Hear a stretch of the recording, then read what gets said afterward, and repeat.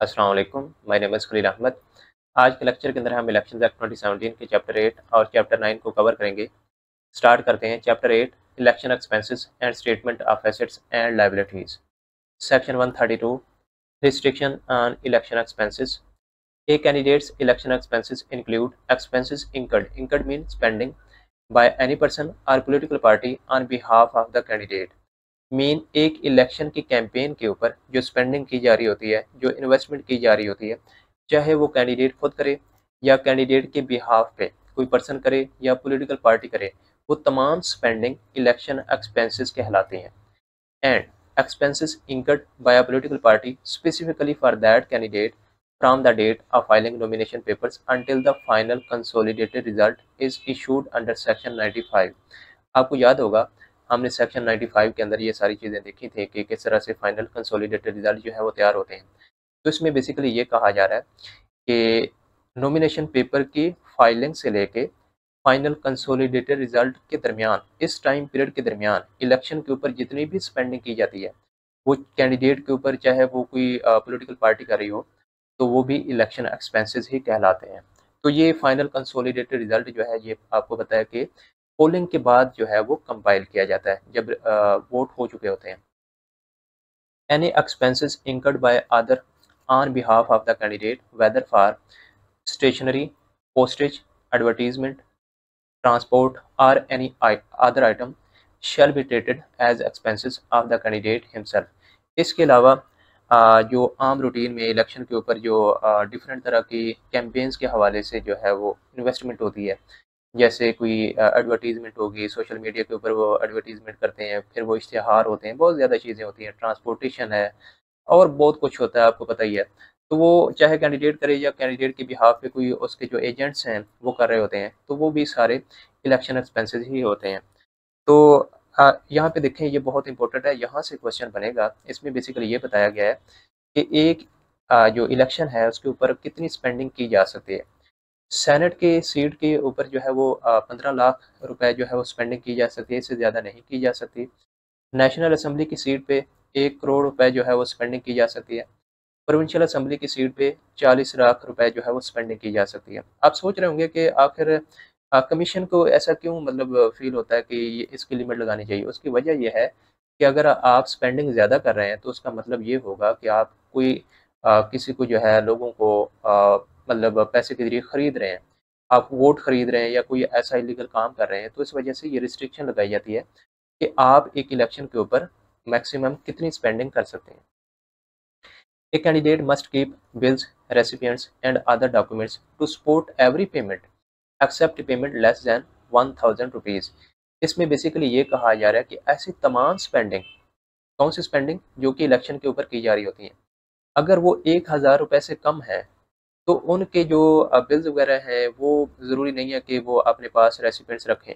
लेकिन अगर 1000 रुपये से ज़्यादा है तो कैंडिडेट को चाहिए कि उनके जो बिल्स हैं, जो रेसिपिएंट्स हैं या अदर डॉक्यूमेंट जो कि सपोर्ट कर रहे हैं इस हवाले से कि कितनी स्पेंडिंग हुई है, वो उनको अपने पास जो है रिकॉर्ड मेंटेन करना चाहिए, क्योंकि बाद में जब कमीशन ये सारी चीज़ें वेरीफ़ाई करेगा, तो ये कैंडिडेट के हक़ के लिए मतलब उसकी बेहतरी के लिए ज़रूरी है कि वो ये सारी चीज़ें अपने पास पहले से रिकॉर्ड में मेंटेन रखे, ताकि कोई इलेक्शन एक्सपेंसेस के हवाले से डिस्प्यूट क्रिएट ना हो। If election expenses are disputed, the commission may conduct an inquiry to see if any person spent money without the election candidate's permission। अगर कोई इलेक्शन एक्सपेंसेस के हवाले से डिस्प्यूट है, तो फिर ये चेक किया जाता है कि क्या ये डिस्प्यूट जो है बेसिकली आ रहा है, क्या ये कैंडिडेट की परमिशन के बगैर स्पेंड किया गया है या इसमें कैंडिडेट की परमिशन थी और कैंडिडेट जो है जानबूझ के इसको छुपा रहा है, मतलब कंसील कर रहा है, गलत बयानी कर रहा है। तो अगर ये साबित हो जाता है कि कोई स्पेंडिंग जो है कैंडिडेट की परमिशन के बगैर की गई है, मीन कि किसी एजेंट ने कैंडिडेट के अकाउंट से इलेक्शन के हवाले से या किसी और तरह की स्पेंडिंग कर दी है, तो अगर वो विदाउट परमिशन थी तो फिर इसको डिस्प्यूट नहीं माना जाता, फिर ये कैंडिडेट के हक में ही फैसला जाता है।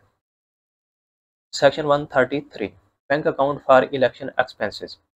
A candidate must open an exclusive account or dedicate an existing account with a scheduled bank before the date fixed for scrutiny of nomination papers।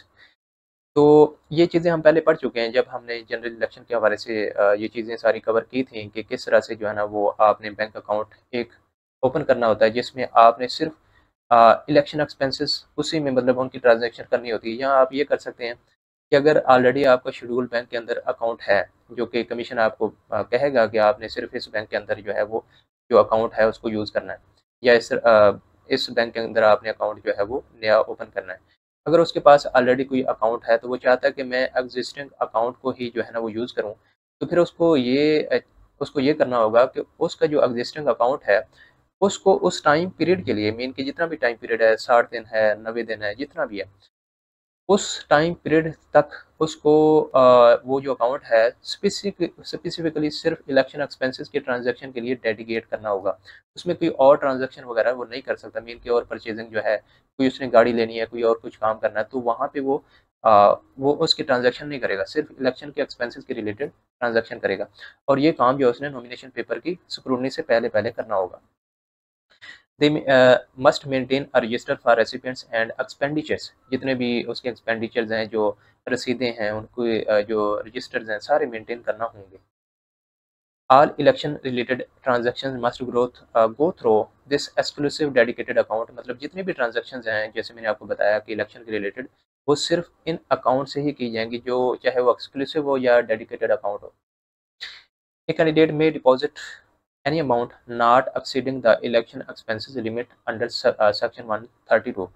तो उसमें हमने जो लिमिट देखी है ना, उसमें ये कहा जा रहा है बेसिकली कि अगर आपने प्रोविंशियल असेंबली के हवाले से इलेक्शन लड़ना है, तो प्रोविंशियल असेंबली की मैक्सिमम जो लिमिट है फॉर इलेक्शन एक्सपेंसेस वो है सॉरी 40 ये नहीं है, 40 लाख है। तो 40 लाख तक वो वहाँ पे अपनी अमाउंट जो है डिपॉजिट कर सकता है, लेकिन इससे ज़्यादा नहीं कर सकता क्योंकि ये लिमिट है। मीन कि वो एडवांस में अपने अकाउंट के अंदर इतनी अमाउंट पहले से रख सकता है। If using an existing account, submit a statement of the account to the returning officer at the time of the filing nomination paper. तो मीन जैसे वो नॉमिनेशन पेपर जो है वो फाइल करेगा, तो रिटर्निंग ऑफिसर को वो अपने डेडिकेटेड अकाउंट की जो स्टेटमेंट होती है ना, वो सबमिट करवाएगा कि पहले इतनी ट्रांजैक्शन हो चुकी हैं, इसको आपने अब से जो आगे ट्रांजैक्शंस होंगी उसको काउंट करना है, पीछे वाली जो है ना वो साकित हो जाती हैं। No other transactions except election expenses are allowed from the date of filing until submission of the return of election expenses. वही बात कि जो आप अकाउंट डेडिकेट कर देते हैं या आपके पास कोई एक्सक्लूसिव अकाउंट है, तो उसमें सिर्फ इलेक्शन रिलेटेड जो है ना आपने ट्रांजैक्शन करनी है, और कोई भी आपने ट्रांजैक्शन नहीं करनी है उसमें। Section 134, return of election expenses. A contesting candidate other than the returned candidate must submit the return of his election expenses on Form C within 30 days of the publication of the name of the returned candidate. The return of election expenses of the returned candidate and any other contesting candidate shall be submitted to returning officer on Form C. चाहे returning officer वो returning candidate हूँ या फिर contesting candidate. Returning candidate का तो आपको पता चल चुका है ना कि वो कैंडिडेट जो कि इलेक्शन जीत चुके होते हैं उनको रिटर्न कैंडिडेट कहा जाता है। बाकी जितने भी कैंडिडेट होते हैं जो कि इलेक्शन के अंदर हिस्सा ले रहे होते हैं वो कंटेस्टिंग कैंडिडेट हैं। वो उनको चाहिए होगा कि वो फॉर्म सी के ऊपर जो है अपने इलेक्शन एक्सपेंसेस सारे मेंशन करके जब रिटर्न कैंडिडेट के नेम मेंशन हो जाते हैं 30 दिन के अंदर अंदर उन्होंने सबमिट करवाने होंगे ये इलेक्शन एक्सपेंसेस। तो ये दोनों की बात की जा रही है यहाँ पे। किसको करवाएंगे? रिटर्निंग ऑफिसर को करवाएंगे। Section 135, Inspection of Returns. Immediately after receiving the returns under Section 134, the returning officer sends them to the Commission. Mean जैसे returning officer under section 134 returns of election expenses receive करता है, तो इनको फ़ौरन जो है कमीशन की तरफ भेज दिया जाता है। For 1 year from the date of recipient the returns are open for the inspection by any person on payment of the prescribed fee. तो ये जो रिटर्न्स हैं ये 1 साल तक पब्लिक इंस्पेक्शन के लिए अवेलेबल होते हैं, लेकिन इसकी फ़ी जो है वो कमीशन मुकर्रर करता है। कोई भी फ़ी पे करके इन रिटर्न्स की इंस्पेक्शन कर सकता है। On application and payment of the prescribe fee the commission shall provide copies of any return document or part thereof kept under subsection 1। Section 136, action relating to election expenses. The Commission must scrutinize the return of election expenses of all candidates, including returned candidate, within 90 days of submission following the prescribed procedure. तो एक तो जो returning officer है वो check करता है, उसके बाद फिर कमीशन को भेजा जाता है। कमीशन जो है जैसे ही वो उसको ये returns of election expenses receive होते हैं, तो उसके 90 डेज़ के अंदर अंदर तमाम कैंडिडेट्स, उसमें जो रिटर्न कैंडिडेट हैं वो भी, जो बाकी कंटेस्टिंग कैंडिडेट हैं तमाम, उन सब के जो रिटर्न्स ऑफ इलेक्शन एक्सपेंसेस हैं उनकी स्क्रूटनी की जाती है, मीन कि उनकी जांच पड़ताल की जाती है। ये कमीशन जो है वो खुद करता है। If the Commission fails to complete scrutiny within 90 days, the return is deemed accepted as correct. अगर कमीशन जो है वो 90 डेज़ के अंदर अंदर इन रिटर्न्स की, इन डॉक्यूमेंट्स की जो है वो स्क्रूटनी ना कर सके, तो ये जो रिटर्न है ये ऑटोमेटिकली एक्सेप्टेड और करेक्ट ही जो है ना वो तस्वुर किए जाते हैं। If after scrutiny the Commission finds that a candidate violated Section 132 election expenses limit or rules, it shall direct an authorized officer to file a complaint of corrupt practice against the candidate। तो यहाँ पे return के हवाले से बात नहीं की जा रही है, इसमें बेसिकली ये कहा जा रहा है कि अगर किसी ने जो रिटर्न्स ऑफ इलेक्शन एक्सपेंसेस हैं उनको मतलब रूल्स की अकॉर्डिंग सबमिट नहीं करवाया, उसने बेसिकली सेक्शन 132 की वायलेशन की है, तो उसके लिए जो है ना वो कमीशन जो है बाद में भी किसी भी ऑथोराइज्ड ऑफिसर को उसके खिलाफ करप्ट प्रैक्टिसेस के हवाले से जो है वो कंप्लेंट दर्ज करने के लिए कह सकता है। If a candidate fails to submit the required return, the returning officer shall issue a notice asking the candidate to explain why proceedings should not be initiated। यहाँ पे proceedings से मुराद यह है उसके खिलाफ कोई केस जो है वो क्यों ना प्रोसीड किया जाए। अगर कोई कैंडिडेट जो है वो उसको जो डेट मेंशन की जाती है उसके अंदर अंदर रिटर्निंग ऑफिसर को अपने रिटर्न जो है वो सबमिट नहीं करता। If the candidate still does not comply, the returning officer report the matter to the commission। फिर ये मैटर जो है रिटर्निंग ऑफिसर कमीशन को रिपोर्ट कर देता है कि ये पर्सन जो है अभी तक return of election expenses submit नहीं करवा रहा। The commission will then issue a notice to the candidate asking why a complaint should not be filed for failure to submit the return। फिर कमीशन जो है वो भी एक नोटिस जारी करता है, लेकिन ये नोटिस बेसिकली कंप्लेंट के हवाले से होता है कि आपके खिलाफ ये कंप्लेंट क्यों ना फाइल की जाए, क्योंकि आपने रिटर्न ऑफ इलेक्शन एक्सपेंसेस जो है अभी तक सबमिट नहीं करवाए। द कैंडिडेट में apply for a condonation of delay along with the return. तो कंडोनेशन ऑफ डिले मीन की एक माजरत कर सकता है, माफ़ी जो है वो मांग सकता है कि मुझसे कोई मतलब जो भी रीज़न होगी वो सारी मेंशन करेगा कि मैं क्यों जो है वो टाइम पे इलेक्शन एक्सपेंसेस सबमिट नहीं करवा सका। The Commission may accept the return if it finds that the delay was beyond the candidate's control and in a good faith।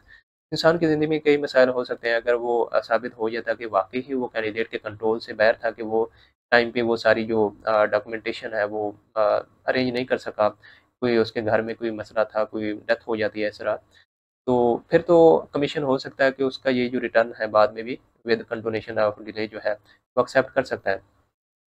अगर कमीशन उसकी कंडोनेशन रिजेक्ट कर देता है तो the commission direct an authorised officer to file a complaint for illegal practice against the candidate. फिर उस candidate के खिलाफ जो है एक इलीगल प्रैक्टिस के हवाले से कंप्लेंट जो है वो फाइल की जाती है। Section 137 submission of statement of assets and liabilities. Every member of an assembly and the Senate must submit a statement of assets and liabilities, including those of spouse and dependent children on Form B। अच्छा, ये आपने form जो है ना याद रखने हैं, form ए क्या है, फॉर्म बी क्या है, फॉर्म सी क्या है वगैरह। तो फॉर्म सी के अंदर हमने वो इलेक्शन एक्सपेंसेस के हवाले से देखा, फॉर्म बी में जो है ना उनकी जो एसेट और लाइबिलिटीज़ हैं, मीन के उनके जो असासे हैं, जो उनके ऊपर वाजिबात हैं, वो जो है मेंशन होंगे। इसमें ना सिर्फ उसके होंगे, उस मेंबर के होंगे, बल्कि जो उनके स्पाउस हैं और डिपेंडेंट चिल्ड्रन हैं उनकी भी, उनको नाम पे अगर कोई प्रॉपर्टी है, कोई वाजिबात है, कोई असासे हैं, वो भी मेंशन होंगे। डेडलाइन है 31 December each year, reference date 30 June of that year. ये हम देख चुके हैं कि ये जो असासे हैं ना ये 30 जून तक, मतलब जितने भी उसके अंदर उनके पास मौजूद होते हैं वो उन्होंने डिक्लेयर करवाने होते हैं। लेट्स एक साल के लिए होते हैं ना, तो लेट्स सपोज अभी 2025 है, तो उन्होंने ये करना होगा कि 2024 जून से लेके, मतलब 30 जून से लेके तो 2025 30 जून तक एक साल के उन्होंने जो है ना वो डिक्लेयर करवाने होंगे। और इसकी सबमिशन जो डेट है उन्होंने काफ़ी ज़्यादा रखी हुई है, ये 31 दिसंबर ईच ईयर, मतलब ये सबमिट करवाई जाएगी। लेकिन रेफरेंस डेट ये है, उसके बाद जो है ना ये जो डेज़ हैं ये उनको वैसे मतलब प्रोवाइड किए गए हैं काफ़ी मंथ के, आप बाद में भी सबमिट करवा सकते हैं। On 1st January the commission publish the name of members who failed to submit the statement. अगर कोई मेंबर जो है वो भूल जाते हैं या वैसे वो सबमिट नहीं करवाते, तो उनकी याद दहाने के लिए 1 जनवरी को दोबारा उन मेंबर्स के नेम जो है वो पब्लिश किए जाते हैं कमीशन की तरफ से, जो अभी तक आ, अपने एसेट्स और लायबिलिटीज़ की स्टेटमेंट जो है ना वो डिक्लेयर नहीं करवा रहे होते हैं। उनको फिर भी 15 दिन का मज़ीद टाइम दिया जाता है, 15 जनवरी तक वेट किया जाता है। अगर वो फिर भी मतलब अपने ये एसेट्स और लायबिलिटीज़ की स्टेटमेंट डिक्लेयर नहीं करते हैं, मतलब सबमिट नहीं करवाते, तो कमीशन जो है उन मेंबर्स की, चाहे वो असेंबली के मेंबर हों या सेनेट के, उनकी मेंबरशिप कैंसिल कर देगा। मीन कि वो दोबारा असेंबली के मेंबर वहाँ पे मौजूद नहीं रहेंगे, उनकी सीट वैकेंट हो जाएंगी। The member ceases to function until the statement is submitted. हाँ, बाद में अगर वो स्टेटमेंट जमा करवा देते हैं, अगर वो एक्सेप्ट हो जाती हैं तो वो दोबारा मेंबर हो सकते हैं। लेकिन ये यहाँ पे मेंशन नहीं किया गया कि क्या उनकी वो बाद में एक्सेप्ट की जाएंगी या नहीं। If a member submit a statement that is false in material particulars, he can be proceeded against for corrupt practice within 150 days from the date of submission.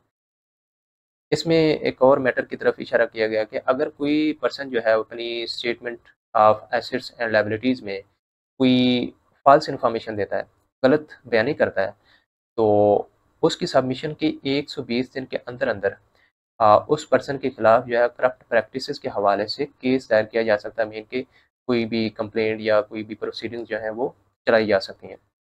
Section 138 publication of statement of assets and liabilities. The election commission shell publish in the official gazette the statements submitted under section 137. Any person can obtain copies of statement by paying the prescribed fee. तो election commission जो है ये हमने जो section 137 पढ़ा है asset और liabilities की स्टेटमेंट के हवाले से, इनको ऑफिशियल गैजेट के अंदर पब्लिश किया जाएगा। कोई भी पर्सन फ़ी पे करके इनकी कॉपीज़ हासिल कर सकता है। Chapter 9 election disputes. Section 139 election petition. Only a candidate of that election can challenge the election through an election petition. तो मीन एक इलेक्शन है, उस इलेक्शन के अंदर जो कैंडिडेट हिस्सा ले रहे होते हैं, सिर्फ वही कैंडिडेट उसी इलेक्शन को चैलेंज कर सकते हैं थ्रू इलेक्शन पिटीशन। कोई और पर्सन मीन की वोटर जो है वो चैलेंज नहीं कर सकता। की डेफिनेशन देख लें इसमें। करप्ट और इलीगल प्रैक्टिस क्या है? वैसे तो ये आसान ही डेफिनेशन है, लेकिन इसको हम चैप्टर 10 के अंदर अच्छे से देख लेंगे। पिटिशनर क्या होगा? A candidate who files the petition. Respondent person joint in the petition under section 143। तो इसमें रिस्पोंडेंट से मुराद वो पर्सन होंगे, बेसिकली वो कैंडिडेट होंगे जिनके हवाले से, मतलब जिनकी प्रेजेंस वहाँ पे ज़रूरी है उस केस के अंदर, उन प्रोसीडिंग्स के अंदर, उन पिटिशन की मतलब प्रोसीडिंग जो है, जो भी ट्रायल होगा, वो रिस्पोंडेंट कहलाते हैं। वो बेसिकली जो कंटेस्टिंग कैंडिडेट होते हैं ना, वही रिस्पोंडेंट हैं। क्योंकि ये जो कैंडिडेट है, इसका मामला हमेशा ज़ाहिर है दूसरे कैंडिडेट के साथ ही होगा ना, तो वहाँ पे जितने भी कंटेस्टिंग कैंडिडेट हैं वो रिस्पोंडेंट कहलाएंगे। सिंपल इसकी डेफिनेशन ये है। Section 140 appointment of election tribunals. For the trial of election petitions the election commission shall appoint as many election tribunals as necessary to ensure swift disposal of petitions. ये हम देख चुके हैं कि इलेक्शन के रिलेटेड जो डिस्प्यूट्स होते हैं उनके हवाले से जो पिटिशन दायर की जाती हैं, उनके ट्रायल इलेक्शन ट्राइब्यूनल के अंदर कंडक्ट होते हैं। तो अगर इलेक्शन पिटिशन ज़्यादा हैं तो इलेक्शन कमीशन उस हिसाब से जो है इलेक्शन ट्राइब्यूनल्स को अपॉइंट करता है। Composition of an election tribunal. For elections to an assembly और सेनेट ए जज ऑफ अ हाई कोर्ट। तो अगर डिस्प्यूट जो है वो असेंबली या सेनेट के इलेक्शन के हवाले से है, उसके हवाले से कोई इलेक्शन पिटिशन जो है वो दायर हुई है, तो उसके लिए जो इलेक्शन ट्राइब्यूनल जो है बनाया जाएगा वो हाई कोर्ट का जज होगा। जबकि लोकल गवर्नमेंट के इलेक्शन के हवाले से अगर कोई डिस्प्यूट है तो उसमें इलेक्शन पिटिशन दायर करनी है, तो उसके लिए जो इलेक्शन ट्राइब्यूनल बनाया जाएगा वो डिस्ट्रिक्ट और सेशन जज होगा, या फिर एडिशनल डिस्ट्रिक्ट एंड सेशन जज हो सकता है। The commission shall appoint a sitting जज as an election tribunal in consultation with the chief justice of the high court concern. तो मीन जिस सूबे के अंदर इलेक्शन है उसका अगर वहाँ पे कोई डिस्प्यूट है तो उस रिस्पेक्टिव जो प्रोविंस है उसकी जो हाई कोर्ट होगी उसके हाई कोर्ट के चीफ जस्टिस से पहले कंसल्ट करना होगा कि हमने जो है ना यहाँ पे ये इस जज को ट्राइब्यूनल के अंदर लगाना है, तो तब वो लगाया जा सकता है। अदरवाइज कमीशन जो है किसी भी जो सिटिंग मीन की जो सर्विंग जज होता है उसको अपॉइंट नहीं कर सकता।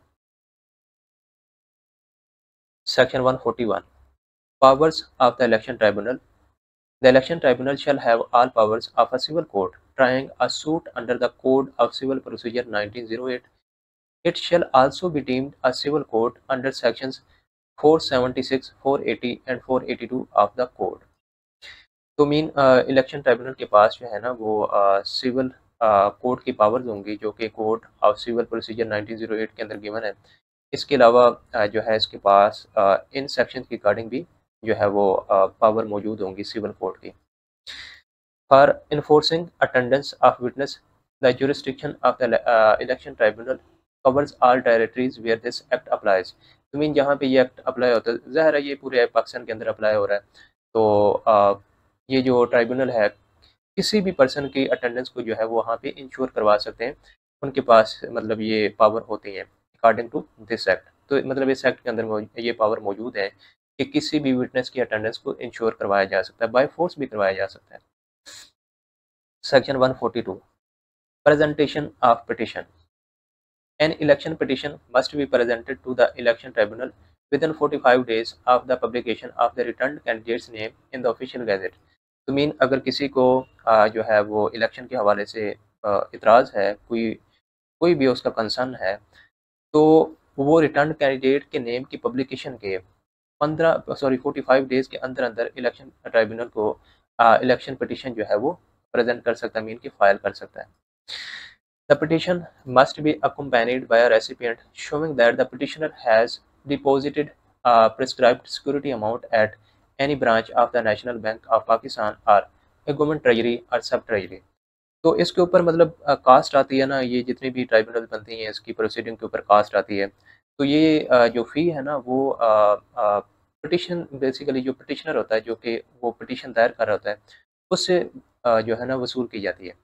तो ये किसी भी बैंक के अंदर डिपॉजिट करवाई जा सकती है जो कि इलेक्शन कमीशन का मतलब अकाउंट होता है, जैसे कि नेशनल बैंक ऑफ पाकिस्तान या फिर कॉमन ट्रेजरी या सब ट्रेजरी के अंदर। तो उसकी रेसिपिएंट जो है वो पिटीशन के साथ वो जो है ना वो मतलब देगा कि जिससे ये इंश्योर हो सके कि उसने फ़ी पे कर दी है। Petition is considered presented when delivered in person, delivered by an authorized person or sent by a registered post or courier। अगर विद इन डेट मीन के 45 डेज़ के अंदर अंदर चाहे वो खुद या अथोराइज्ड पर्सन या किसी रजिस्टर्ड पोस्ट मतलब जैसे टीसीएस है या पाकिस्तान पोस्ट है उसके ज़रिए भी अगर वो पिटीशन भेजता है ट्राइब्यूनल को तो वो एक्सेप्टेबल होगी, मीन कि वो ऐसे ही समझी जाएगी जैसे ये प्रेजेंट कर दी गई है। Section 143 parties to the petition. The petitioner must join all other contesting candidates as respondents to the election petition। तो इसमें मैंने आपको बताया था कि जो हमने डेफिनेशन देखी थी सेक्शन 139 के अंदर कि उसमें जो रिस्पोंडेंट होते हैं वो बेसिकली कंटेस्टिंग कैंडिडेट होते हैं, जो कि पिटिशनर ज़ाहिर है उसका इतराज़ इलेक्शन के हवाले से होता है ना, तो उसमें जिस भी कॉन्स्टिट्यूंसी के अंदर है, जिस भी पुलिस स्टेशन के अंदर या ओवरऑल पूरी कॉन्स्टिट्यूंसी के हवाले से उसका डिस्प्यूट है, तो उसमें सारे कंटेस्टिंग कैंडिडेट पार्टी होंगे, वो रिस्पोंडेंट कहलाएंगे। The election tribunal may direct the petitioner to join any other person as a respondent if a specific allegation of violation of this act is made against them। इसके अलावा कोई और person जो कि contesting candidate नहीं होगा, अगर वो भी मतलब उसके हवाले से भी कोई ऐसी कोई बात है कि उसमें उसने भी वायलेशन की है, मीन कि उसने कोई पोलिंग स्टेशन के अंदर कोई ब्रेच करने की कोशिश की है या कुछ और है मामला, तो वो भी रिस्पोंडेंट होंगे, वहाँ पे वो भी उन प्रोसीडिंग के अंदर शामिल होंगे। The petitioner must serve a copy of the election petition with all annexures. Annexure आप ये कह सकते हैं जो इजाफी नोट्स होते हैं, इजाफी डॉक्यूमेंट होते हैं, वो भी साथ में मेंशन होते हैं। On each respondent either personally और बाय रजिस्टर्ड पोस्ट और कोरियर बिफोर और eight the time of the filing the petition. Mean जैसे ये मतलब ये पिटिशन दायर की जाएगी, जो पिटिशनर है वो बेसिकली खुद जो है ना जो पर्सन्स हैं मीन के जो रिस्पोंडेंट हैं उनको खुद मतलब ये सारी चीज़ें प्रोवाइड करेगा कि इस टाइम पे आपने आना है, ये मतलब प्रोसीडिंग है जो भी मामला है, ताकि उनको भी पता हो कि ये पिटीशन बेसिकली किस हवाले से की जा रही है, इसका क्या जो है वो मटेरियल है, क्या फैक्ट है, क्या मवाद है। Section 144 content of petition. N election petition must contain precise statement of material fact, mean कि उसका जो मवाद है बेसिकली वो किस हवाले से पिटीशन दायर की जा रही है, वो क्या पिटिशनर इसमें क्या रिलीफ लेना चाहता है। Full particulars of any corrupt or illegal practice or act alleged with names, dates and places। जो अक्यूज्ड पर्सन है मीन कि वो जिस पर्सन के हवाले से समझता है कि वो अक्यूज्ड है, मतलब उसने कोई करप्ट प्रैक्टिस की है, वो करप्ट है पर्सन, वो तमाम पार्टिकुलर्स उस पर्सन का नेम, उसकी डेट, मतलब जहाँ पे ये वाक़या हुआ, जहाँ पे भी जहाँ जो प्लेस है, डेट है, सारी चीज़ें मेंशन करेगा उसमें। डॉक्यूमेंट्स टू बी अटैच्ड, इसमें कौन-कौन से डॉक्यूमेंट अटैच होने चाहिए। Complete list of witnesses and their affidavit statements. ये ज़रूरी नहीं है, मतलब सिर्फ ये नहीं है कि वो जो विटनेस हैं, जो गवाह हैं, वो सिर्फ उनके लिस्ट होगी, नहीं बल्कि उनके एफिडेविट भी होंगे जिसमें वो इस चीज़ को अफ़र्म कर रहे होंगे, इनके कन्फर्म कर रहे हों कि वाकई ही जो है ना हम इस चीज़ पे बिलीव करते हैं कि यहाँ पे इलीगल प्रैक्टिस हुई है और ये पर्सन जो है ये इसमें इन्वॉल्व था। उनके एफिडेविट स्टेटमेंट यहाँ पे साथ में लगानी होंगी। Documentary evidence supporting allegation, affidavit of service confirming copies of petition, annexures, witness and evidence were sent to all respondent। तो ये भी मेंशन होगा कि अगर कुरियर के ज़रिए किया जा रहा है तो उसकी एक रसीद जो है ना वो दी जाएगी कि मैंने तमाम रिस्पोंडेंट को जो है ना ये सर्विस के ज़रिए ये तमाम चीज़ें जो है ना प्रोवाइड कर दी। The relief claimed by the petitioner, तो इसमें जो रिलीफ वो लेना चाहता है वो भी मेंशन होगा। रिलीफ द पिटिशनर में क्लेम, अब यहाँ पे एक लिस्ट गिवन है कि कौन-कौन से रिलीफ, मतलब किस तरह के रिलीफ उसके अंदर शामिल हो सकते हैं, जो कि वो यहाँ पे मेंशन करेगा। पहला ये है कि election of the return candidate is wide, वो कह सकता है कि जिसने इलेक्शन जीता है वो वाइड है, मीन कि नल है, मतलब वो ठीक नहीं हुआ election. And the petitioner or another candidate be declared elected, वो कह सकता है कि मैं जो है ना एक्चुअली में इलेक्टेड पर्सन था या कोई और इलेक्टेड पर्सन है, जो रिटर्न कैंडिडेट है ये तो इलेक्टेड है ही नहीं, इसने जो है ना इलेक्शन जो है ना ब्रीच किया, मतलब धांधली वगैरह हुई है। That the election is partially void and fresh poll be ordered in a specific polling station, वो कह सकता है कि पार्शियली जो है ना वो वाइड है, मतलब इलेक्शन ठीक नहीं हुआ, दोबारा इलेक्शन होना चाहिए। या कह सकता है कि फुली मतलब वाइड है कि दोबारा इलेक्शन हो और पूरी कॉन्स्टिट्यूंसी के अंदर जो है ना इलेक्शन दोबारा होना चाहिए। The petition and annexes must be signed by the petitioner and verified according to the Code of Civil Procedure 1908। तो इसको कोड ऑफ सिविल प्रोसीजर के अकॉर्डिंग जो है ना वो वेरीफाई किया जाएगा और पिटिशनर जो है इसके ऊपर साइन किया करेगा, जितने भी उसके डॉक्यूमेंट होंगे जो साथ लगाए जाते हैं और जो पिटिशन है वो भी। Section 145 procedure before the election tribunal. If the petition does not comply with sections 142, 143 or 144, the tribunal shall summarily reject it। अगर कोई पिटीशन इन सेक्शन के अकॉर्डिंग प्रेजेंट नहीं की जाती तो ट्राइब्यूनल उसको समैरिली मीन क्विकली रिजेक्ट कर देगा। If not rejected the tribunal shall issue notice to each respondent through any of the following mode. यहाँ पे 6 मोड्स गिवन है, इनमें से किसी भी मोड के जरिए रिस्पोंडेंट को नोटिस जारी किया जाएगा। कौन करेगा? ट्राइब्यूनल। अच्छा, आपने मिक्स नहीं करना, हमने प्रीवियस सेक्शन के अंदर देखा था कि जो पिटिशनर है वो पिटीशन और साथ में जो अनेक्सर्स होते हैं मीन की जो रेलिवेंट डॉक्यूमेंट्स होते हैं रिगार्डिंग पिटीशन वो तमाम रिस्पोंडेंट को भेजता है। यहाँ पे जो ट्राइब्यूनल है ये बेसिकली उन तमाम रिस्पोंडेंट को एक नोटिस जारी कर रहा है कि उस पिटीशन के हवाले से जो ट्रायल होना है वो किस डेट को होगा, किस टाइम पे होगा और किस प्लेस पे होगा। तो ये बेसिकली इन नोटिस के जरिए उन तमाम रिस्पोंडेंट को बताया जाएगा। ये इसमें देखें कौन कौन से मोड्स हैं। एक तो registered post with acknowledgement, courier और अर्जेंट मेल सर्विस, मतलब कोई भी जैसे पाकिस्तान पोस्ट है, कोई भी कोरियर हो सकती है, टीसीएस हो सकता है। Electronic communication including radio, television, email, SMS वगैरह। Affixing notice at a conspicuous place where the respondent last resided or carried on business. Publication in two widely circulated daily newspaper, cost borne by petitioner. तो इनकी जो cost होगी ना वो petitioner भी, इनकी जो पिटिशन दायर कर रहा होता है वो बेयर करता है। Any other manner the tribunal considered appropriate, किसी और मेथड के जरिए भी रिस्पोंडेंट को नोटिस भेजा जा सकता है। Section 146 Appearance before election tribunal. Any appearance, application or act, तीन चीजें हैं, appearance, application or act before the tribunal may be done either in person or an advocate or any person entitled or allowed to plead in a civil court and duly appointed to act on the party's behalf. तो मतलब किसी भी candidate या party के behalf पे कोई और person भी जो है कोई लायर हो सकता है, कोई भी ऑथोराइज्ड पर्सन हो सकता है, वो भी अपीयर हो सकता है, एप्लीकेशन दे सकता है, कोई भी अमल है उनके सामने मतलब परफॉर्म करना है या प्रेजेंट करना है, वो ट्राइब्यूनल के सामने किया जा सकता है। Important, the tribunal may direct any person to appear in person if deemed necessary. हाँ, अगर ट्राइब्यूनल को लगता है कि जो पर्सन है उसको पर्सनली यहाँ पे आना चाहिए, कोई मतलब बहुत ज़रूरी एविडेंस चाहिए कि उसकी प्रेजेंस ज़रूरी है उसकी शनाख्त के हवाले से, तो फिर ट्राइब्यूनल उसको पाबंद कर सकता है कि आप पर्सनली यहाँ पे अपेयर हों, तो उसको होना पड़ेगा। If a respondent fails to appear despite service of notice through any of the modes under section 145, the tribunal shall proceed ex parte without the respondent. अगर नोटिस भेजा जाता है और नोटिस के बावजूद जो है रिस्पोंडेंट नहीं आते, या एक पर्सन नहीं आता या दो नहीं आते, जितने भी होते हैं रिस्पोंडेंट में से, तो उसकी गैर मौजूदगी में फिर ट्राइब्यूनल जो है वो फैसला दे सकता है। इसको कहते हैं x party decision. Section 147 content of reply.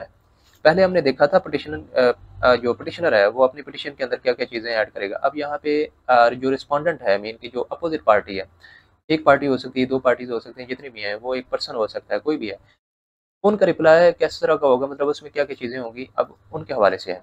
A respondent's reply to an election petition must contain a precise statement of material facts on which the respondent relies to rebut the allegation made in the petition. इसमें basically वो जो petitioner है उसकी petition के अंदर जो allegation respondent के हवाले से लगाए गए हैं, उन एलिगेशन को रिबट करेगा, मतलब चैलेंज करेगा, उनको मतलब नलीफाई करने की कोशिश करेगा। The respondent must attach the following documents with the reply: complete list of witnesses and their affidavit statements। Same वैसा प्रोसीजर है कि इसमें भी वो विटनेसेस की लिस्ट प्रोवाइड करेगा और उनके एफिडेविट, मीन के जो वो ऐसा नहीं है कि सिर्फ उनके नेम होंगे, बल्कि उनके जो हल्फनामे होंगे, जो बयानात होंगे, वो भी अटैच होंगे। Documentary evidence relied upon to counter the allegation in the election petition. Besides asking for dismissal of the election petition, the respondent may also claim cost of the proceedings and special cost if the petition is found to be frivolous or vexatious। ये word पहले भी आए हैं। frivolous का मतलब होता है कि ऐसी मतलब कोई भी मतलब ऐसी एप्लीकेशन हो सकती है। यहाँ पे तो पिटिशन है ना, पिटिशन के बारे में कहेंगे कि अगर पिटिशन फ्रिवुलस है, मीन कि वो बेसलेस है, उसकी कोई भी रियल सेंस नहीं बन रही, या विक्सेशियस मीन के सिर्फ अगले बंदे को हरास करने के लिए, उसको मतलब नीचा दिखाने के लिए, उसको उलझाने के लिए ये पिटिशन की गई है, तो उसके हवाले से जो कास्ट है वो जो है वो रिस्पोंडेंट क्लेम कर सकते हैं। ये आई थिंक बाद में होता है जब वो इलेक्शन जो है ना, सॉरी जो पिटिशन है वो रिस्पोंडेंट के हक में ही मतलब उसका फैसला आ जाए।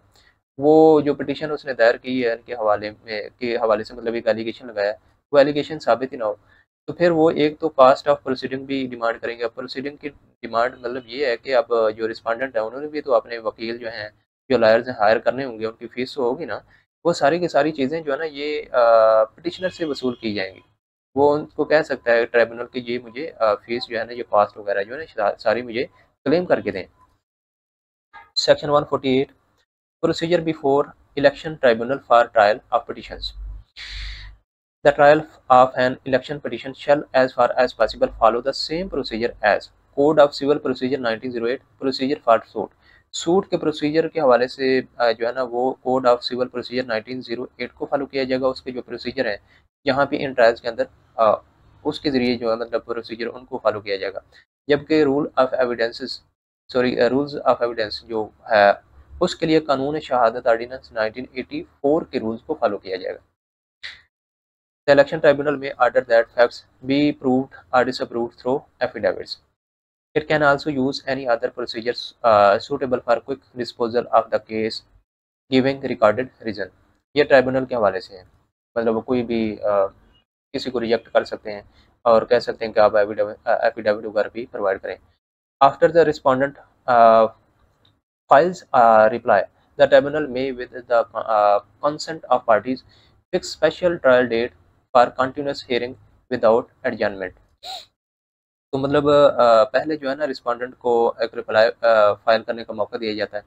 उसके बाद अगर मतलब उसको लगता है कि ट्राइब्यूनल के वाकई ही ये जो पटिशन है इसको सुना जाना चाहिए, तो फिर तमाम पार्टीज़ की कंसेंट के साथ कंटिन्यूस हियरिंग की डेट्स जो है ना वो फिक्स कर दी जाती हैं विदाउट एडजर्नमेंट। मीन के उनमें कोई गैप नहीं होगा, कोई मतलब ज़्यादा गैप 10 दिन का 20 दिन का। एडजर्नमेंट का होता है मतलब ही कर देना। If parties does not consent to fixed dates, that trial shall hold day to day hearings. अगर वो पार्टीज किसी डेट पे फिक्स नहीं होती, मीन के 2 तारीख को, फिर 4 तारीख को, फिर 6 तारीख को, या कंटिन्यूसली कर सकते हैं, जो भी उनका मामला है, फिर डे टू डे हियरिंग होगी। ये ट्राइब्यूनल डिसाइड करेगा। फिर adjournment may be granted only up to 7 days and only if the party pays 1 lakh fine. अगर कोई पार्टी कहती है कि मुझे थोड़ा सा टाइम देना चाहिए, मतलब इस ट्रायल को मुलतवी कर दिया जाए कुछ दिन के लिए, तो इसको सिर्फ और सिर्फ 7 दिन के लिए मुलतवी किया जा सकता है, और वो भी सिर्फ इस कंडीशन में कि पार्टी जो है वो 1 लाख रुपए जुर्माना पे करे। तो पिटीशन की जो पूरा मतलब एक ड्यूरेशन है ना कि इस पिटीशन को कितने दिन के अंदर डिसाइड किया जाना है, वो 180 दिन है। ये पूरी डेट है, मतलब पिटीशन के फायर होने से एंड तक 180 दिन के अंदर अंदर इलेक्शन ट्राइब्यूनल ने इसका फैसला देना होता है। If the petition is not decided within 180 days, any further adjournment can be granted only on payment of special cost 10,000 to 15,000 and limited to 3 days. उसके बाद भी अगर ये फैसला 180 दिन के अंदर नहीं होता, तो हो सकता है कि ना गलती तो उसकी होती है ना, जो पार्टीज़ हैं उसके अंदर उलझाती हैं, तो फिर मज़ीद जो है इसको अडजर्न किया जा सकता है 3 दिन के लिए। लेकिन इसमें फिर स्पेशल कास्ट है कि जो भी पार्टी ऐसा कर रही है, जो एडजर्नमेंट मांग रही है, उसको स्पेशल कास्ट पे करनी पड़ेगी। ये 10,000 से लेकर 50,000 तक हो सकती है। If the tribunal itself adjourns it must record reasons. अगर ट्राइब्यूनल खुद किसी ट्रायल को एडजर्न मीन के मुलतवी करता है, तो वो उसके रीजंस रिकॉर्ड करेगा कि उसने इस ट्रायल को क्यों एडजर्न किया है। If delay is caused by a returned candidate or anyone acting for him, the tribunal may issue a show cause notice and within 15 days decide whether that candidate shall cease to perform his office functions either until conclusion of proceedings or for a fixed period. अगर ये जो trial के अंदर delay आ रहा है किसी return candidate की वजह से, या उसके बिहाफ पे कोई और एजेंट है उसकी वजह से ऐसा हो रहा है, तो ट्राइब्यूनल एक तो उनको शो काज नोटिस इशू करेगा, और 15 दिन के अंदर अंदर ये डिसाइड करेगा कि वो जो कैंडिडेट है क्या वो अपने फंक्शन मतलब परफॉर्म कर सकता है कि नहीं। तो उसमें फिर मज़ीद 2 चीज़ें हैं कि क्या वो जो फंक्शन है उसको मतलब उसकी जो मेंबरशिप है, लेट्स सपोज अगर वो असेंबली के अंदर जा चुका है, उसकी मेंबरशिप को फिक्स्ड पीरियड के लिए जो है मुलतवी करना है, या फिर जब तक ये प्रोसीडिंग चलेंगी तब तक करना है। अगर फिक्स्ड पीरियड है तो डिसाइड किया जा सकता है 3 महीने के लिए, 4 महीने के लिए, 5 महीने के लिए, या फिर जब तक ये प्रोसीडिंग चलती रहेंगी ट्रायल की तब तक उसकी वो जो मेंबरशिप है, या कहीं पे वो ऑफिस उसने होल्ड किया हुआ है, मीन के कोई मिनिस्टर है, तो उसको रिवोक किया जाएगा, ख़त्म कर दिया जाएगा। If a serving judge is a tribunal, the Commission shall request the Chief Justice of the High Court to not assign him other judicial work until the election petition is decided. तो अगर वो जो tribunal है basically वो serving जज है, तो ज़ाहिर है वो तो जो है पिटीशन के अंदर इन्वॉल्व होता है, उसको जो है ना बेसिकली डिसाइड कर रहा होता है, ट्रायल चल रहे होते हैं। तो कमीशन फिर जो कंसर्न हाई कोर्ट है मीन कि जहाँ पे वो चीफ जस्टिस सर्व कर रहा होता है बेसिकली, तो उनको कहा जाएगा कि आप जो है इस जज को मज़ीद जुडिशल वर्क ना दें, ताकि ये मैक्सिमम टाइम जो है वो इलेक्शन पटिशन को रिजॉल्व करने में लगाए। The tribunal may refuse to examine a witness if their evidence is not relevant material or the witness was summoned on frivolous mean के useless unserious grounds just to delay proceedings। तो ये tribunal के पास भी power है कि वो किसी भी जो गवाह है उसकी बेसिकली जो वो एविडेंस देना चाह रहा है, जो भी उसके पास मटेरियल है, मवाद है, उसको रिजेक्ट कर सकता है। या उसको लगता है कि विटनेस जो है ना जस्टिस को इसलिए बुलाया गया है कि इसके पास कुछ है तो नहीं देने को, मतलब प्रेजेंट करने को कुछ नहीं है, सिर्फ ये कोर्ट का टाइम वेस्ट करना चाहते हैं, मतलब ये प्रोसीडिंग को डिले करना चाहते हैं। तो इस बेस पे अगर ट्राइब्यूनल को लगता है तो वो उस विटनेस की एग्जामिनेशन को जो है ना बिल्कुल रिफ्यूज कर सकता है। Any document can not be registered just because it is not properly stamped or registered. Mean कि अगर किसी डॉक्यूमेंट के ऊपर कोई स्टैम्प नहीं लगी हुई या प्रॉपरली रजिस्टर नहीं किया गया तो उसको रिजेक्ट नहीं किया जाएगा। A witness cannot refuse to answer a question relevant to the case, even if it may incriminate him, expose him to penalty or forfeiture। Incriminate का मतलब ये है कि ये साबित हो जाए कि वो भी क्राइम के अंदर इन्वॉल्व है। forfeiture का मतलब ये है कि उसकी प्रॉपर्टी जो है वो गवर्नमेंट की तरफ से कन्फिस्केट हो जाती है, लॉस्ट चली, और वो मतलब गवर्नमेंट उसके ऊपर कब्जा कर लेती है। तो उसमें सिंपल ये कहा जा रहा है कि एक विटनेस है, अब उसको ट्रायल के अंदर बुलाया जाता है कि आपने जो है ना कुछ देखा है, आपके पास कोई प्रेजेंट करने को कुछ है इस केस के हवाले से जो कि केस को मतलब कि प्रोसीडिंग के अंदर हेल्पफुल हो सकता है। वो जो विटनेस है वो, उसको डर है कि अगर मैंने सच बोल दिया तो मैं भी इस केस के अंदर इन्वॉल्व हो सकता हूँ, मेरे खिलाफ भी मतलब कोई ट्रायल चल सकता है, कि ये साबित हो सकता है कि मैं भी इस जुर्म के अंदर इन्वॉल्व हूँ। हो सकता है कि वो वाक़ई हो, या उसको लगता है कि अगर मैंने ऐसा बता दिया तो मेरी प्रॉपर्टी जो है वो फ़ॉरफ़ीचर हो सकती है, या मेरे ऊपर जो है ना वो फ़ाइन लग सकता है। तो भी तो भी उसको सच बोलना होता है, वो इस वजह से रिफ्यूज़ नहीं कर सकता, उसको हमेशा ही सच बोलना होता है, चाहे उसके खिलाफ वो केस खुद ना बन रहा हो। एक्सेप्शन ये है कि witness can not be asked to disclose whom he voted for। उससे ये नहीं पूछा जा सकता कि तुमने वोट किसको दिया, ये सीक्रेट ही रहता है। A witness who answers truthfully may be given a certificate of indemnity। इस्tisna मतलब उसके खिलाफ जो है ना कोई लीगल केस नहीं किया जा सकता, मीन को उसको एक लीगल प्रोटेक्शन हासिल होती है by the tribunal.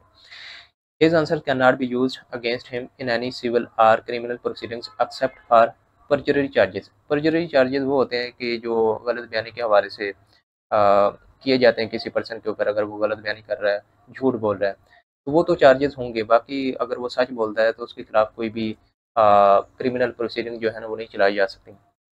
A certificate of indemnity can be used as a complete defense in any court against charges under Chapter 19A of 9A of Pakistan Penal Code 1860 or this Act। तो ये जो basically indemnity of certificate of indemnity है, ये एक तरह का उस person को कंप्लीट डिफेंस प्रोवाइड करता है under chapter 9A of Pakistan penal code या फिर दिस एक्ट, मीन के election act 2017। But it does not protect him from election disqualification imposed by law.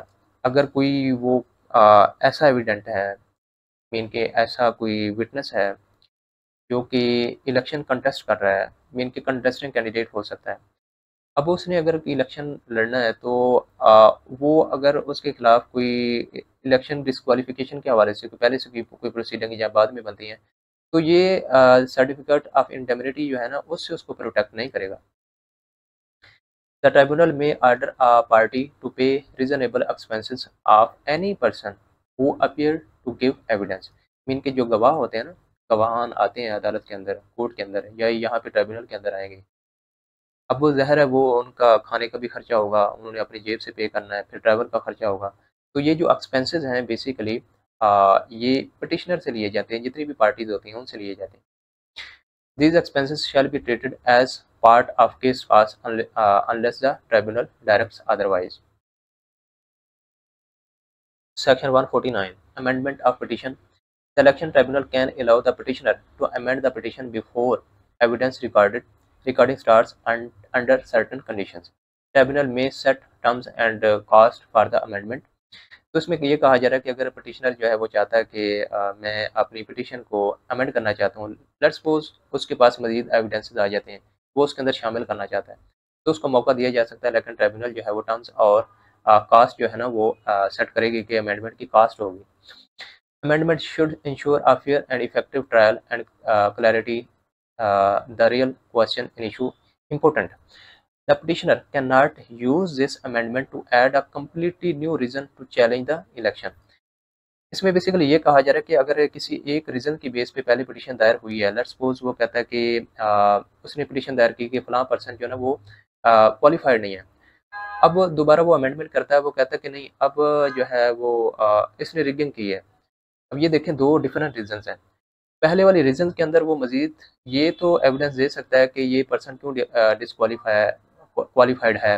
लेकिन ये नहीं कह सकता कि मतलब उसके अंदर ये कह दे कि इसने जो है ना रिगिंग की है। तो ये डिफरेंट रीज़न है। इसमें यही कहा जा रहा है कि वो नई रीज़न उसके अंदर ऐड नहीं कर सकता है।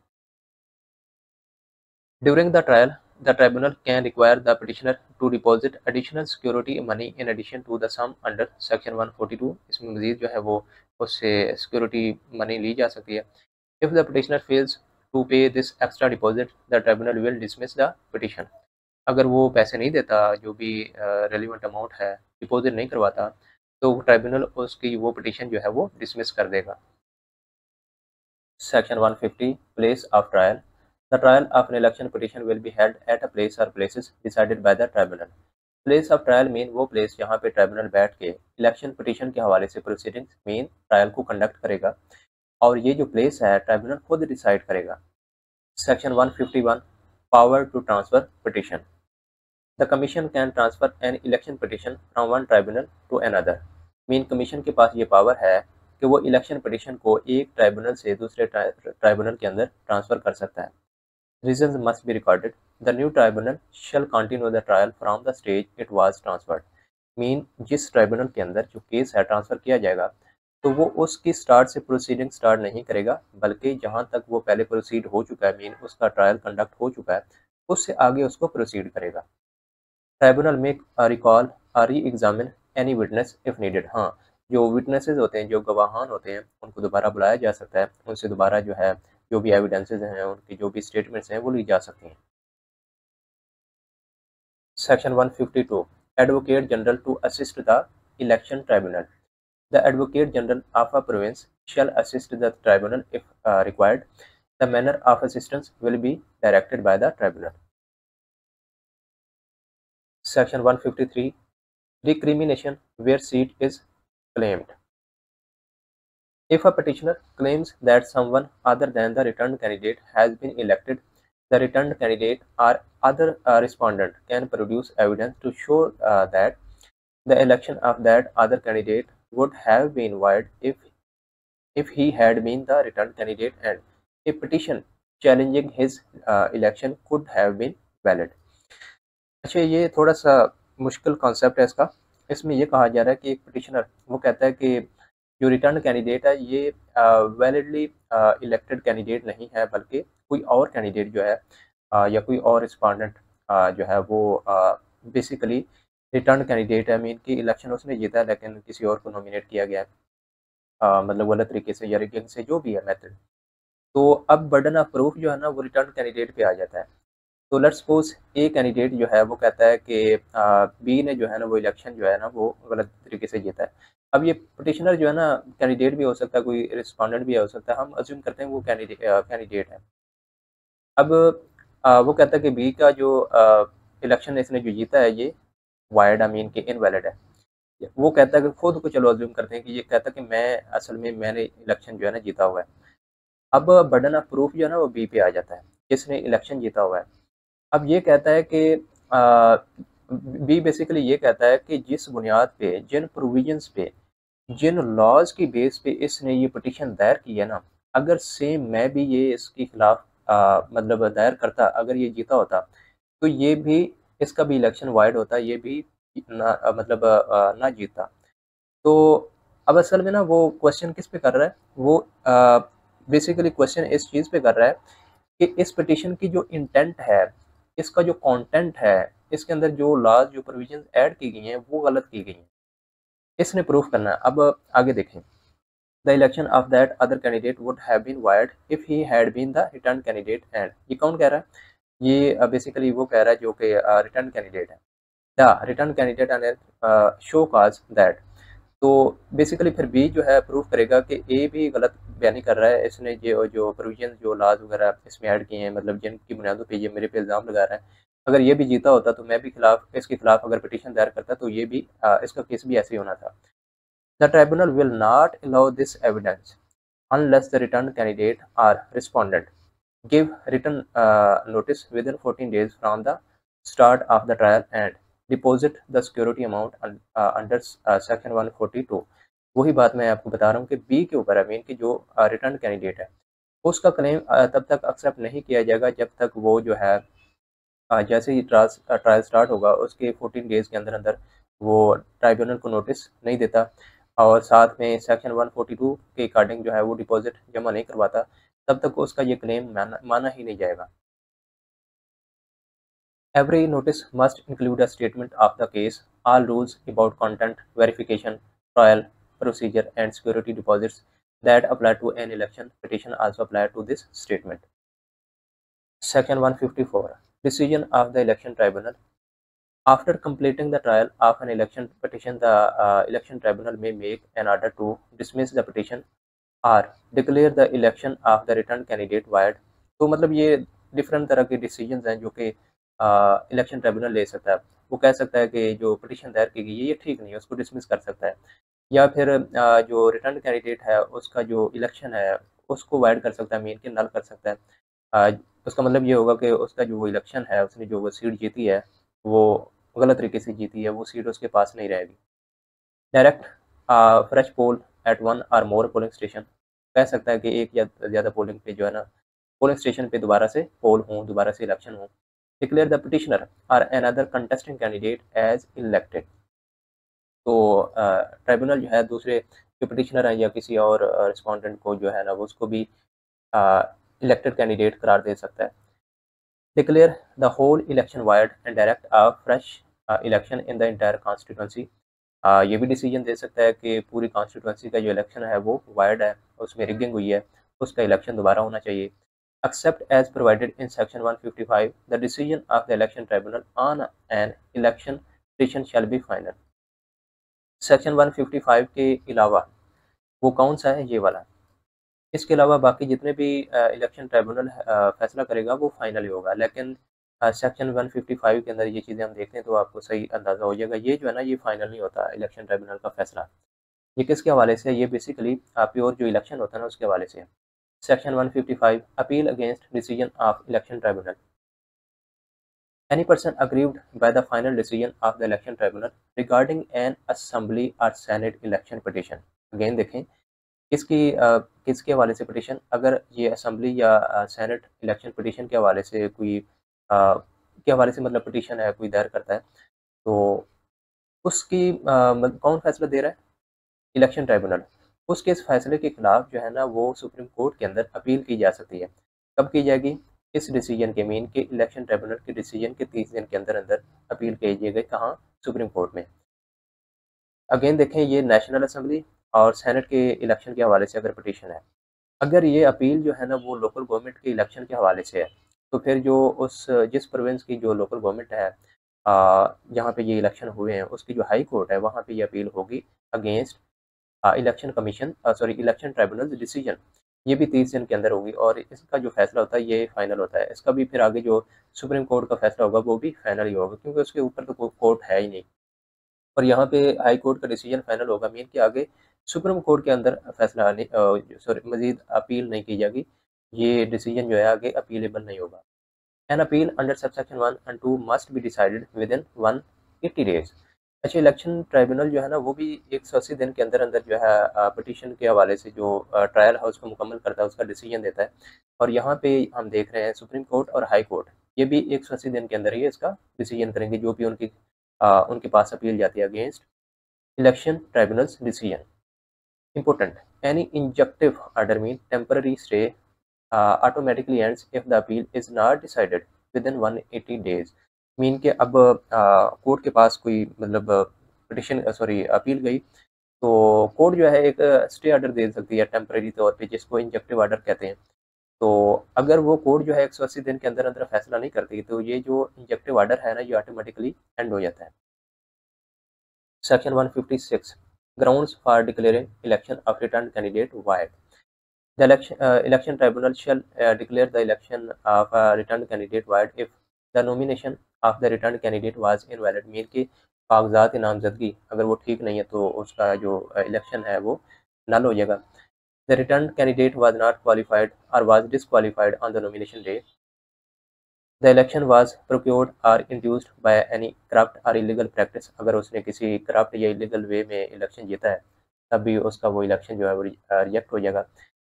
The election was a corrupt और illegal practice was committed by the return candidate, his election agent or any other person with their consent or knowledge. मतलब चाहे उसका जो एजेंट है अगर वो भी उसके कंसेंट के साथ कर रहा है ये काम, मतलब इलीगल काम कर रहा है, इलीगल कोई करप्शन में इन्वॉल्व है जिससे जो है ना वो कैंडिडेट को फ़ायदा हो सकता है, तो भी उस कैंडिडेट का वो जो इलेक्शन है वो कैंसिल हो जाएगा।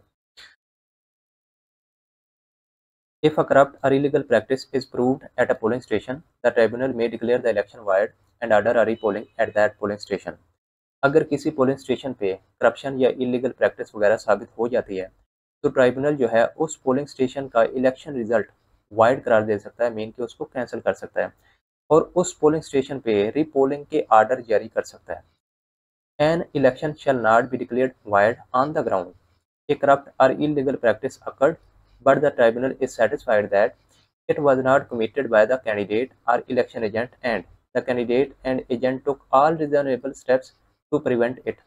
तो मीन किसी पोलिंग स्टेशन पे कोई करप्ट या इलीगल प्रैक्टिस वगैरह अकर होती है लेकिन ट्राइब्यूनल सेटिस्फाई है कि यहाँ पे ये जो इलीगल प्रैक्टिस या करप्शन वगैरह हुई है ये कैंडिडेट ने नहीं की और ना ही उसके किसी इलेक्शन एजेंट ने की है, बल्कि उन्होंने इसको प्रिवेंट करने की कोशिश की है। तो हो सकता है कि किसी और ने जो है वहाँ पे कोई इस तरह की इलीगल प्रैक्टिस की हो, किसी वोटर ने की हो। तो इस कंडीशन में जो है वो जो इलेक्शन रिजल्ट है वो वाइड नहीं करार दिया जाएगा, मीन कि उसको कैंसिल नहीं किया जाएगा। दूसरी कंडीशन एक तो ये है, दूसरी any other contesting candidate was not qualified or disqualified on the nomination day. Mean के नॉमिनेशन डे वाले दिन कोई जो कंटेस्टिंग कैंडिडेट है वो डिसक्वालीफाई हो जाता है या फिर क्वालिफाई नहीं रहता, तो भी उस मतलब पोलिंग स्टेशन पे जो इलेक्शन है वो वाइड नहीं करार दिया जाएगा, क्योंकि वो जो कंटेस्टिंग कैंडिडेट है वो उस दिन डिसक्वालीफाई हो गया तो वो तो इलेक्शन कंटेस्ट ही नहीं ना कर सकता। अगर उसने उनको वोटर ने वोट डाले भी हो तो कोई फ़ायदा नहीं है। Section 157 ground for declaring a person other than a return candidate elected. The election tribunal shall declare the returned candidate's election void and declare the petitioner or any other contesting candidate declared if the petitioner or another candidate obtained more votes than the returned candidate or votes deliberately voted for the returned candidate knowing that the returned candidate was not qualified or was disqualified on the nomination day। तो इसमें basically ये कहा जा रहा है कि एक तरह से ना हमें इलेक्शन ट्राइब्यूनल की पावर बताई जा रही है कि वो क्या क्या कर सकते हैं।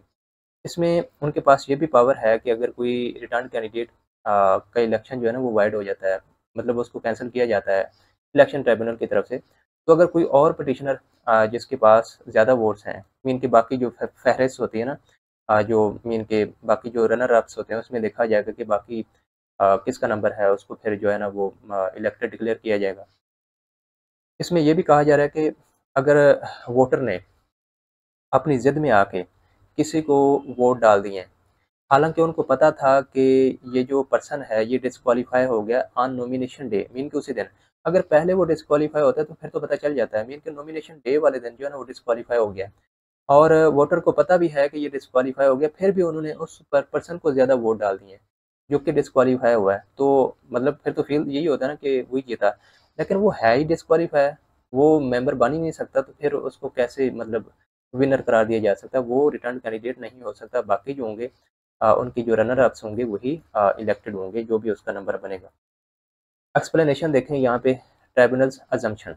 The tribunal will assume that voter did not deliberately throw away their votes.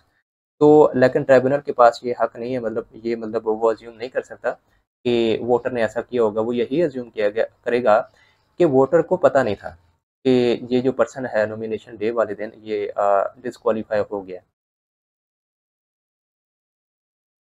Section 158 ground for declaring election as a whole wide.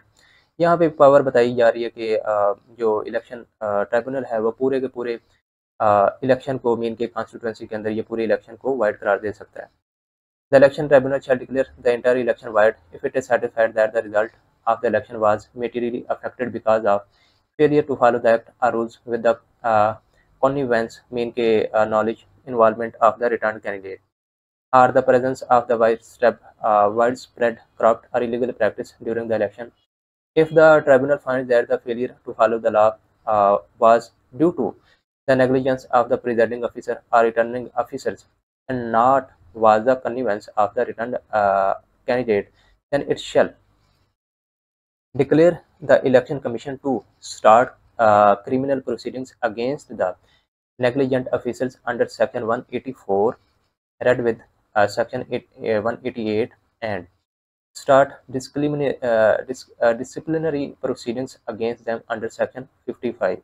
तो ये सेक्शन 55 के अंदर हमने डिटेल के साथ देखा था कि किस तरह से ये जो मीन के इलेक्शन कमीशन का जो स्टाफ होता है पोलिंग स्टेशन पे जो काम कर रहे होते हैं, इसमें रिटर्न कैंडिडेट्स हैं, प्रिजाइडिंग ऑफिसर्स हैं, पोलिंग ऑफिसर्स होते हैं, ये सारे उनके खिलाफ फिर डिसिप्लिनरी प्रोसीडिंग्स की जाएंगी। तो ये कौन रिकमेंड करेगा? ये बेसिकली जो ट्राइब्यूनल है वो रिकमेंड करेगा अगर उसको लगता है कि यहाँ पे गलती जो है ना ये बेसिकली कमीशन के जो अपने बंदे हैं उनकी है। तो ये सेक्शन 184 हम पढ़ेंगे, उसमें हम क्रिमिनल प्रोसीडिंग्स के हवाले से देखेंगे कि क्या उसमें क्या क्या सजाएं। द remuneration मीन की payment due to these officers for election duty shall be withheld until final decision of these proceedings end। तो मतलब जब तक ये प्रोसीडिंग चलेंगी जो मेन के कमीशन के अपने ऑफिसर हैं, जैसे रिटर्निंग ऑफिसर, प्रिजाइडिंग ऑफिसर, अगर वो इन्वॉल्व पाए गए कि उनकी नेग्लिजेंस यहाँ पे मौजूद है तो उनकी तब तक पेमेंट नहीं की जाएगी जब तक ये इसका फाइनल डिसीजन नहीं आ जाता मीन के इन ट्रायल्स का। Section 159 decision in case of equality of votes in an assembly election if after the trial there is an equality of votes between two candidates, the election tribunal shall declare both candidates as returned candidate. Each candidate will represent the constituency for half of the assembly's term। इसको किस तरह से मतलब decide किया जाएगा कि पहले कौन सर्व करेगा? ये हम दो जगह पे पढ़ चुके हैं। बेसिकली इनके जो है ना कुरानंदाजी होती है, तो जिसका नाम पहले आ जाता है वो पहले हाफ जो है सर्व करता है, उसका नोटिस वगैरह, टाइम, प्लेस सारा कुछ जो है वो बताया जाता है, तो इसको रिकॉर्ड भी किया जाता है। सेम मतलब कोई इसमें नई बात नहीं की गई। If there is an equality of votes among more than two candidate the tribunal shall order a fresh election. तो ये जो इलेक्शन है ये ट्राइब्यूनल के ऑर्डर के 60 दिन के अंदर अंदर होगा। Section 160 other provisions relating to the election tribunal. An order of the election tribunal under section 154 take effect immediately on the date it is made, must be communicated to the commission. The commission shall publish it in the official gazette. After an election petition is decided, the tribunal shall forward the record of that petition to the commission. The commission shall keep the record for 5 years। ये जो dates है ना, मतलब ये जो duration है ये important होते हैं, ये एग्जाम में पूछे जाएंगे। From the date of recipient or until the appeal if any is decided whichever is later. After that period the commission shall destroy the record. Mean case में अगर ये ऑर्डर पास होता है और ये ऑर्डर जो है basically final है, मीन के आगे अपील नहीं की जा रही, तो इसी ऑर्डर को मेंटेन रखा जाएगा। अगर इस ऑर्डर के खिलाफ अपील की जाती है, हमने देखा है कि कुछ जगह पे जो है वो अपील की जाती है, जैसे हमने सेक्शन 155 के अंदर देखा है, तो अगर अपील की जाती है तो फिर अपील का जो फैसला होगा ना उसको रिकॉर्ड मतलब मेंटेन किया जाएगा, उसको 5 साल के लिए जो है ना वो रखा जाएगा, मेंटेन रखा जाएगा। After that period the commission shall destroy the record.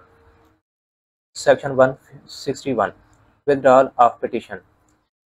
The petitioner the person who filed the election petition may withdraw it with but only with the permission of the election tribunal.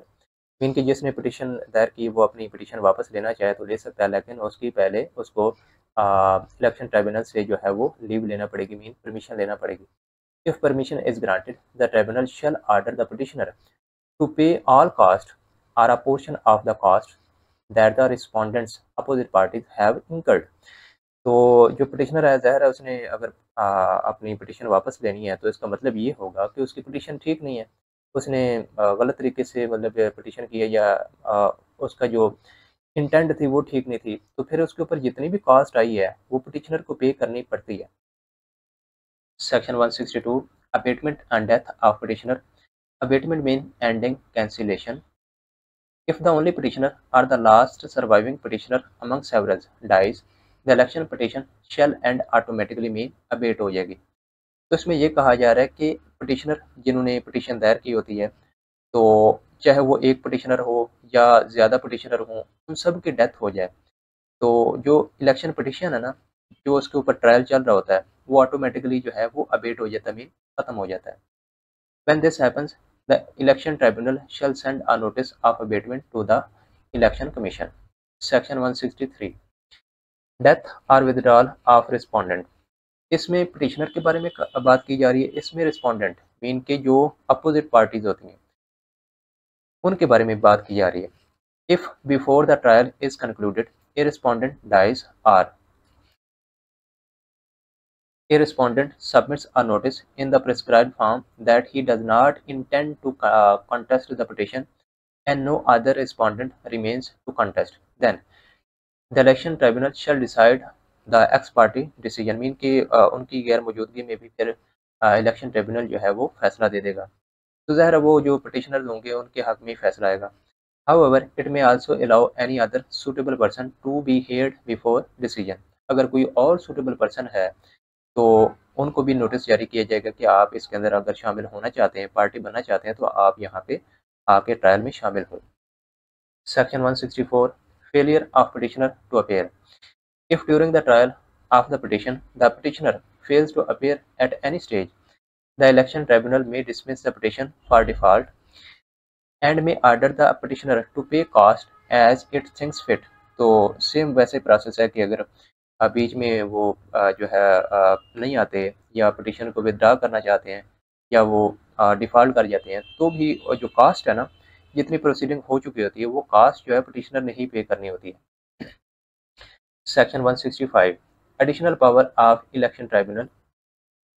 If the election tribunal from any information or material that comes before it believes that a returned candidate, meaning the winning candidate, is a defaulter of loan, taxes, government dues or utility bills, or has given a false or incorrect declaration about such payments, or has submitted a false or incorrect statement of assets and liabilities of himself, his spouse or dependent children।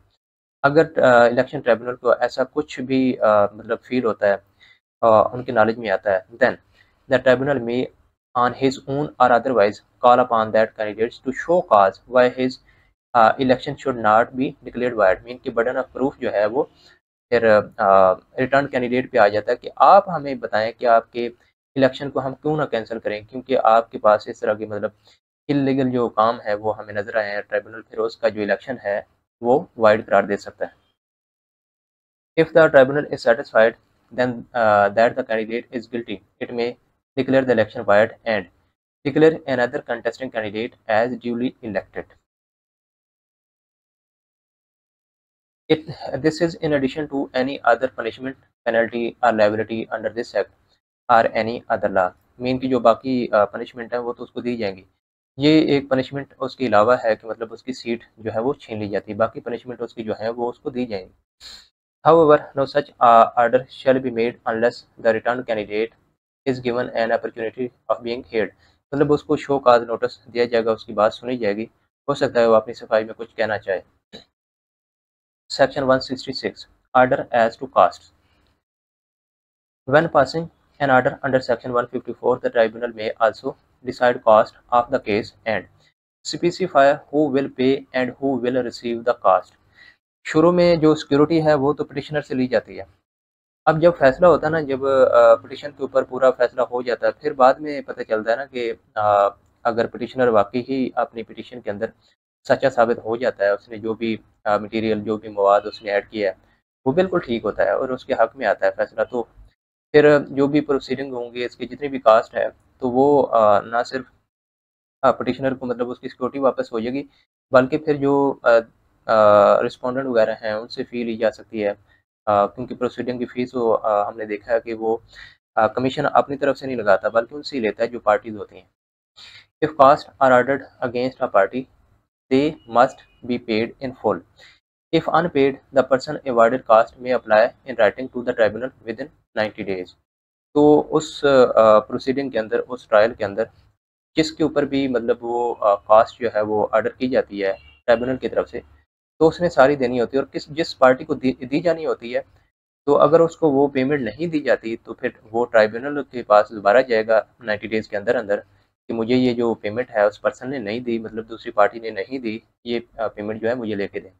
Payment will be made as far as possible from the security of cost deposited by the party. तो फिर party ने जो security दी होती है उससे फिर वो उसको कंपनसेट किया जा सकता है जिस पर्सन को बेसिकली पेमेंट की जानी है। If no costs are rewarded against a party who deposited security, or if no application is made within 90 days, or some residues remain after the payment cost, then the tribunal shall, on application by the person who made the deposit or their legal representative, return the security or residue remaining amount. Mean के जिस person ने अपनी amount security के तौर पे deposit करवाई, और let's suppose हम इसको अज्यूम करते हैं कि पर्सन ए है, उसने अपनी सिक्योरिटी जो है वो जो अमाउंट जो है सिक्योरिटी के तौर पे डिपॉजिट करवाई, ठीक है, ट्राइब्यूनल को, और ये पर्सन भी जो है वो केस जो है उसके हक में आ जाता है।